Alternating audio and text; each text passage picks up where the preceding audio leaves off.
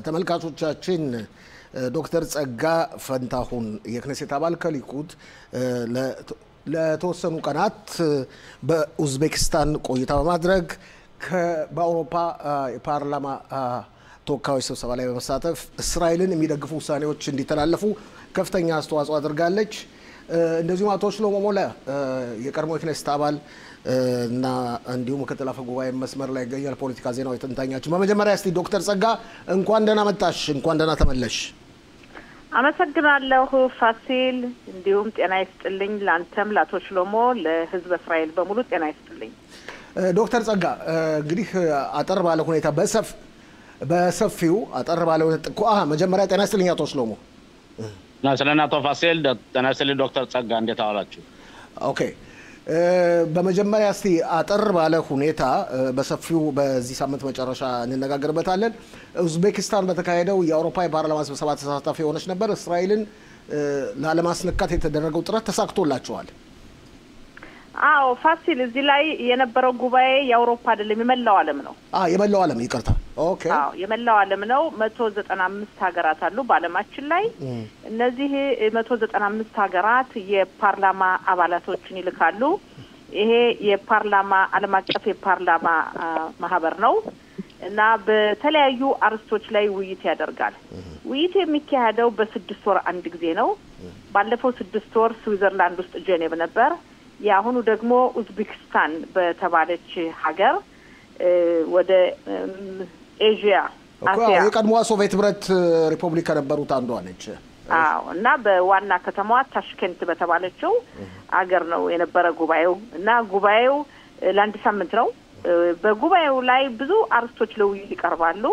በአሁኑ ሰዓት ከቀረቡ አስቸኳይ አርስቶች መካከል እኛን በመቃወም ነው፣ እስራኤልን በመቃወም የቀረበው አዛ የተቋረጠው በስምነት ቀርቶ የነበረው የጦር ማቆም ስምነትን እስራኤል ጥሳ አሁን ጦርነት ጀመረች፣ ፍልስጤሞችን ገደለች በማለት የአፍሪካ ሀገራትና የአባላት ባንድነት እኛም በመቃወም ነበር ያቀረቡት እስራኤልን ለማውገዝ። እና አልተሳካላቸው። ያልተሳካበት ዋናው ምክንያት በመጀመሪያ ደረጃ ከአፍሪካ ሀገራት መካከል ድምጽ ያልሰጡ ነበሩ። ምሳሌ ብሰጥህ ኢትዮጵያ ያላት አቋም ዘወትር ገለልተኛ ናት፣ ገለልተኛ። ከዛ በድርድር በተለያዩ ጊዜ እዛ ስትሄድ ዋናው ዓላማ የሚቃወሙ ሀገራትን ለምንድን ነው ብሎ መጠየቅና እነሱን ለማሳመን ነው። እና በዚህ ላይ ለምሳሌ የኬንያ ተወካዮች የፓርላማ አባላት እኛን ካዳመጡ በኋላ ወጥተው ሄደው ተወያይተው ከመንግስታቸው ጋር ተነጋግረው ይሄን ሁኔታ እንደማይደግፉ ነው ወጡ። እንዲያውም ምን አሉ? የአፍሪካ ሀገራት ይሄንን የሚያቀርቡት የእስልምና እምነት ተከታዮች ናቸው፣ አረብ ሊግ ውስጥ ያሉ ናቸው፣ እኛ አይደለንም። ስለዚህ እናንተን ነው የምንደግፍ የሚል ውሳኔ ሰጡን። ሌሎችም ሀገሮች ብዙ ሀገራት እንደዚህ ይላሉ። መጨረሻ ላይ ግን የሚደንቅ የነበረው ሁኔታ የናይጄሪያ ፓርላማ ተወካይ ነው። የናይጄሪያ ፓርላማ ተወካይ እኛ አላነጋገርነውም፣ እኛም አይደግፈንም የሚል እምነት ነበረን እና ምንድነው ያለው እሱ? ይሄን በተመለከተ እስራኤል ይሄን ያላለች ሁሉ የኛ ህዝብ ሐማስ ገብቶ እንደጨፈጨፈ እንደ አቃጠለ እንደገደለ እንደጠለፈ እስካሁን ድረስ 59 ዜጎቻችን አዛ ውስጥ እንደሚገኙ አይናገሩም። የሚናገሩት በሙሉ ያላቸው ጥላቻን በእስራኤል ላይ ነውና ይሄ የናይጄሪያው ፓርላማ መሪ ተነሳና መካከል ላይ አይበቃችሁም? ሰለቸን እኮ በተለያየ የዓለም አቀፍ መድረክ እንመጣለን፣ የምንሰማው ሁልጊዜ እስራኤል ፍልስጤም ነው፣ ሰልችቶናል።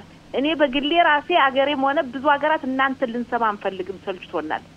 ብዙ ችግሮች አሉ። ለምን በደቡብ ሱዳን ያለው ችግር አይነሳም? ለምን የኮንጎ አይነሳም? ለምን የናይማር አይነሳም?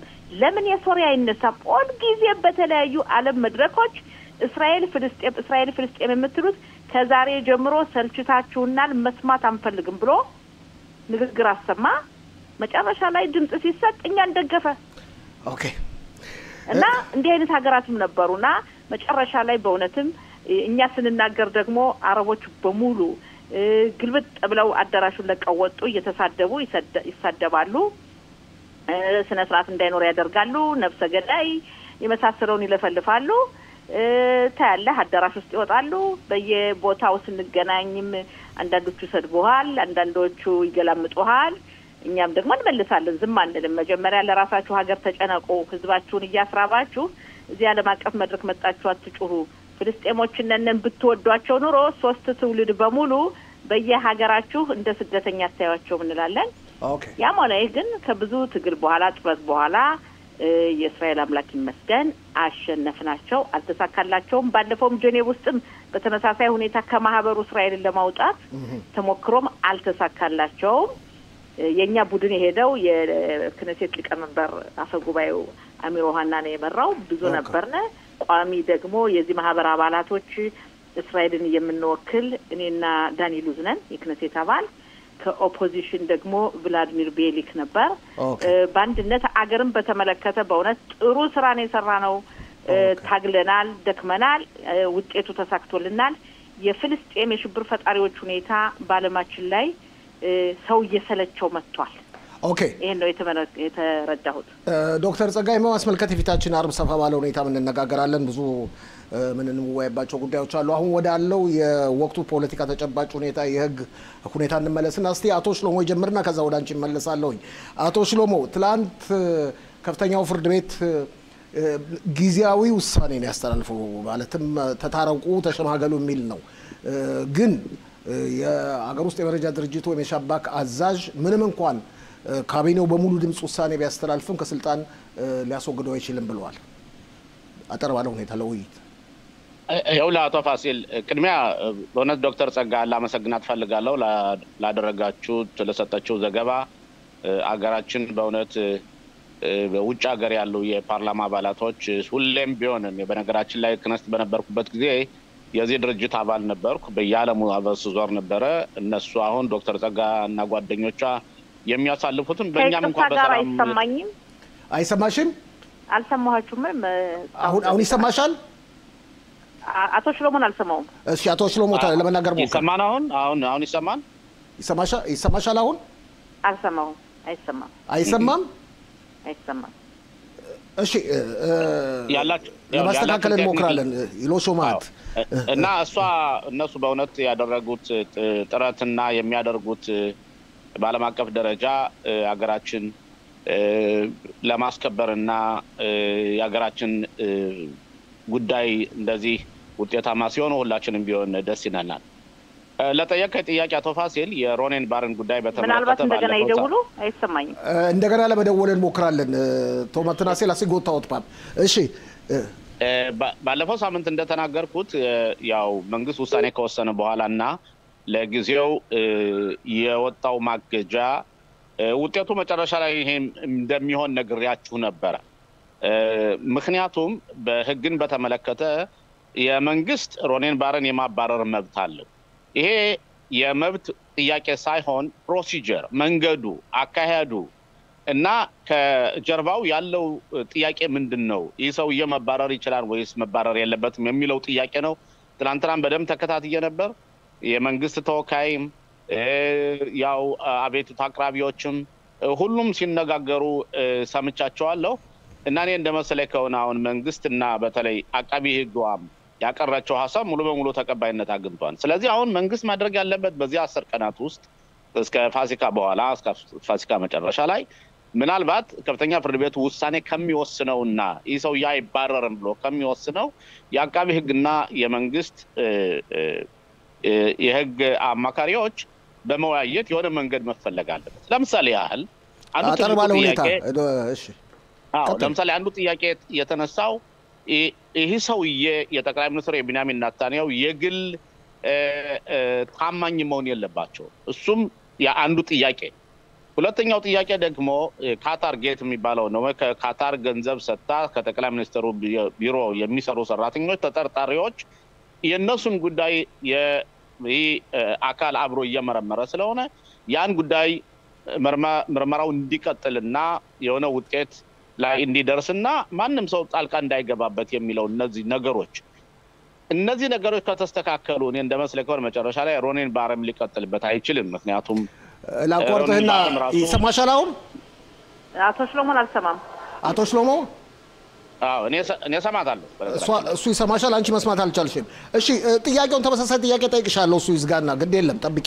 እና ስለዚህ እኔ የምለው እንዴት ነው አሁን ያለው ሁኔታ በተለይ አቃቤ ሕግ የመንግስት ባለስልጣናት ዝም ብሎ ከፍተኛ ፍርድ ቤቱ የወሰነው ውሳኔን እኛ አናከብርም አንቀበልም ማለት ሳይሆን በ10 ቀን ተሰጥቷቸዋል የሆነ መንገድ ተፈልጎ ይሄ ያለው ግጭት በመፍትሄ ላይ ማድረስ አለበት ካልሆነ ዳኞች ውሳኔ ሊወስኑ የሚችሉት እንዴት ነው ባዳታ ሚኑ የሚባል አለ ለምሳሌ የጉዳዩን ባጭሩ ሲጸጋ አስተያየቱ አንደሰጥለ ስለዚህ ወደዚያ ሊወስዳቸው ስለሚችል አሁን ያለው ከፍተኛ ፍርድ ቤቱ የሰጣቸው ሐሳብ እንዴት ነው እናንተ ተነጋገሩና የሆነ መፍትሄ ፈልጉ በአንድ በኩል ጠቅላይ ሚኒስትሩ ሌላ ሰው መሾም እንዲችሉ በአንድ በኩል ደግሞ የሰውዬ ያ አጀንዳዎችና ጉዳዮች ውድቅ እንዳይሆኑ በታሳቢነት እናንተ መወሰድ አለባችሁ ሐሳብ አቅርቡ ተብለዋል ለተፈጻሚ ማድረገው እንደዚያ እንደሚሆን ነው ለጊዜው ግን መንግስት ማገጃው ቷን ይሄ ሰውዬ ከስራ ሊባረር አይችልም ዶክተር ጸጋ ሁሉንም ባይሆን በብዙሃኑን ሰምተሻል ምንም እንኳን አንቺ እዚህ ባትኖሪ እንግዲህ የሰሞኑ ትልቁ ጉዳይ ይሄ ጉዳይ ነበር ያሞኔ ለጊዜው ከፍተኛው ፍርድ ቤት ቀኝ ክንፍ ፓርቲዎች አንቺ የምትገኝባቸው የሊኩድ ፓርቲና ሌሎች እንደሚሉት ስልጣናችንን የከፍተኛው ፍርድ ቤት ቀማን ነው የሚሉት በመጀመሪያ ደረጃ ቶፋሲል አንተ እንደገለጽከው ውጭ ሆነን ይሄን የምንከታተል ነበር በጣም የሚያሳዝን ጊዜ ነው የደረስንበት በጣም በመጀመሪያ ደረጃ የከፍተኛው ፍርድ ቤት ዳኞች ስራቸውና ተግባራቸውን ያወቁት አይመስለኝም ህዝብ ያልመረጣቸው 15 ሰዎች ሀገሪቱን መምራታቸውን የእስራኤል ፖለቲካን ጣልቃ መግባታቸው ይህ በዲሞክራሲ ከፍተኛ ቀውስን የሚያስከትል ነው የፍርድ ቤት ዳኞች በሙያቸው ነው የሚሰሩት እንጂ ህዝብ አልመረጣቸውም በተለይ ደግሞ አሁን የሻባክ የሀገር ውስጥ መረጃ ድርጅት መሪው ሮኔን ባር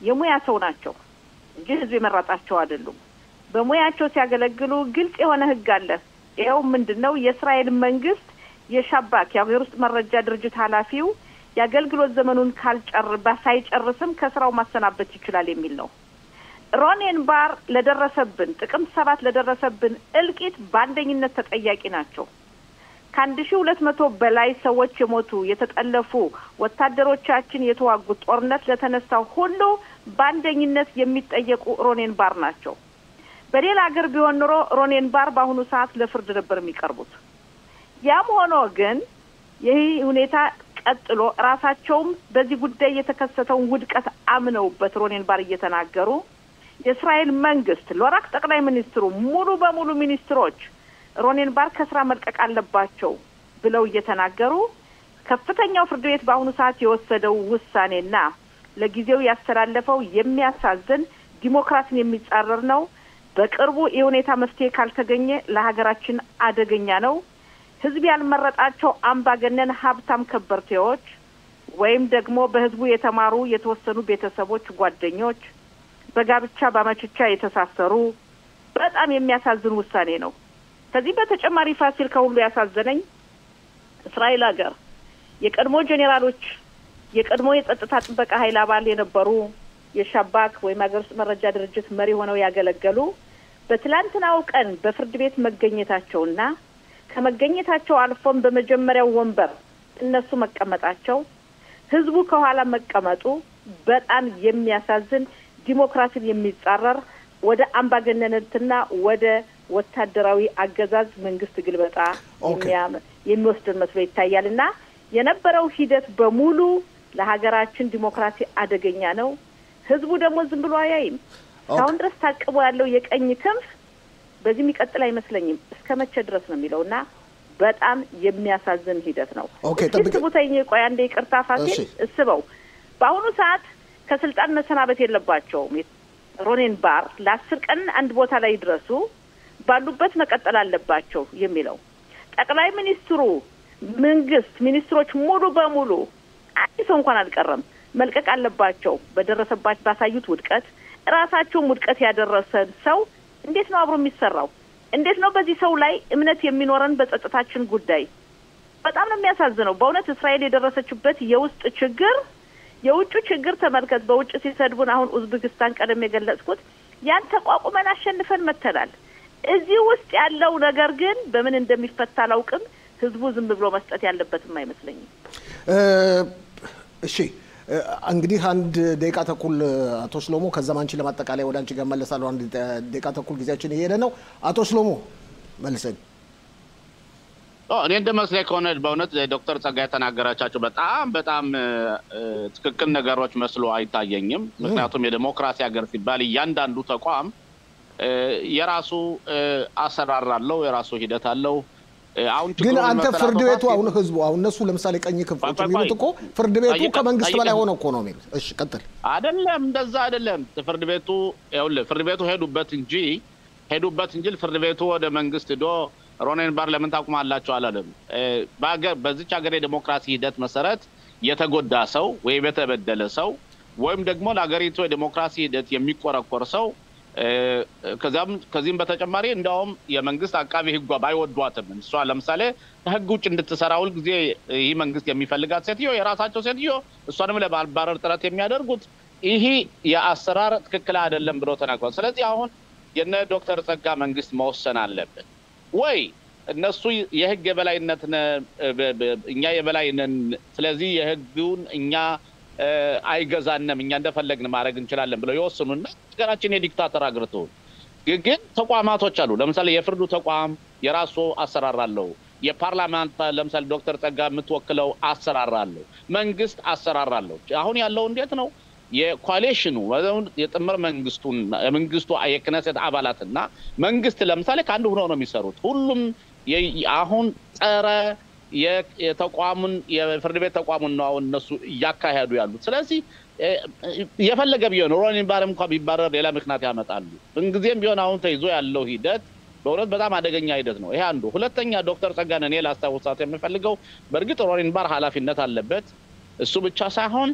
በመጀመሪያ በአንደኛ ደረጃ በ7 ቀን 10ኛ ወር ለደረሰው ውድቀት ተጠያቂው መንግስት ነው ተጠያቂው ጠቅላይ ሚኒስትር ተሳስተሃል አቶ ሽሎሞ አስጨርሹ እና አንቺ ማጠቃለያ ታደርጋለሽ መንግስት ምክንያቱም አንድ ለበጎም ሆነ ለመጥፎም ሆነ በአገሪቱ ላይ ለሚደርሰው ነገር ሁሉ በሙሉ ተጠያቂ መንግስት ነው ስለዚህ በእርግጥ ይሄ ከሆነ በኋላ እያንዳንዱ ኃላፊነት የትረው ይባል አሁን ዶክተር ጸጋ ምትለው አሁን መንግስት ተጠያቂ ሊሆን አይችልም ምትል ከሆነ ያ ማለት እንግዲህ በቃ በሙሉ እንዴት ነው የሚባለው በረኛው ነው እንጂ የባለቤቱ አይጠየቅም ማለት አይቻልም ስለዚህ ጠቅላይ ሚኒስትሩ እኔ አብዛዥ ነኝ እኔ የበላይ ነኝ እና ሮኔን ባርን አባርናለሁ ካለ የሱ የበላይ እሳቸው ስለሆኑ እሳቸውም ተጠያቂነት አለባቸው ጥያቄው እንዴት ነው እነሱ የሚሉት አሁን ምርጫ ሄደን ከምርጫ በኋላ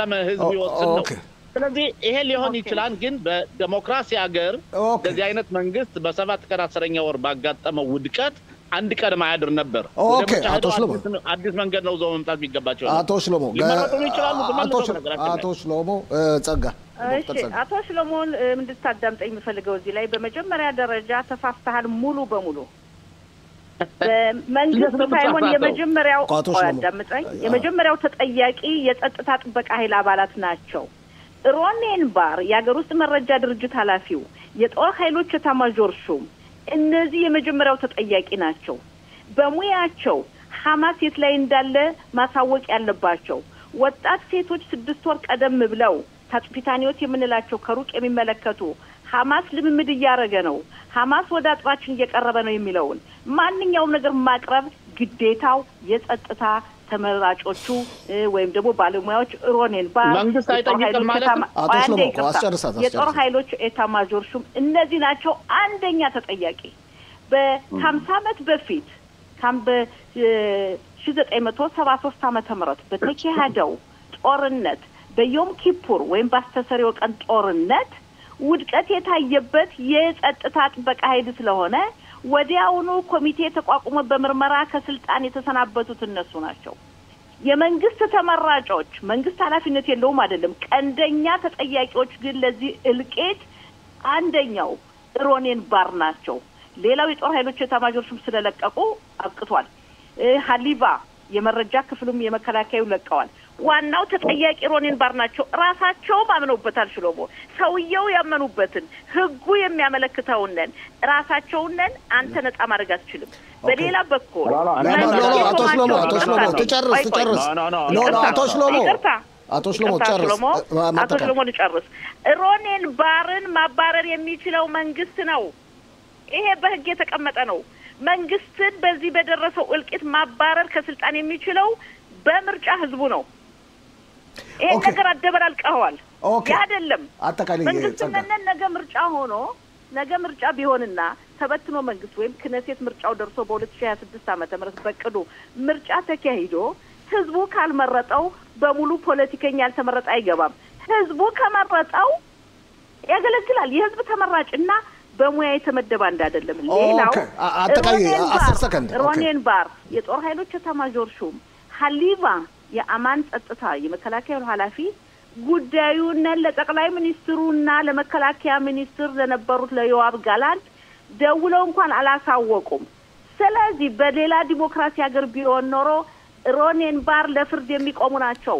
የብዙ ሺህ ህዝብን ህይወት ያጠፉ እንዲጠፋ ያደረጉ ናቸው። በቀጥታ እሳቸው ገደሉ ባንልም በሙያቸው እንዝላልነት ተከስቶባቸዋል። ያ ነው። አመሰግናለሁ ዶክተር ጸጋ ፈንታሁን የክኔሴት አባል አሁን በሊኩድ የቀድሞ የክኔሴት አባል አቶ ሽሎሞ ሞላ እና የፖለቲካ ዜናዎች ተንታኛችን አልጨረስን። በዚህ ጉዳይ እንመለስበታለን። ሰሞኑን ሁለታችሁም እንደገና አየር ላይ ያወጣለሁ። አመሰግናለሁ። ለዛሬው በጣም አመሰግናለሁ።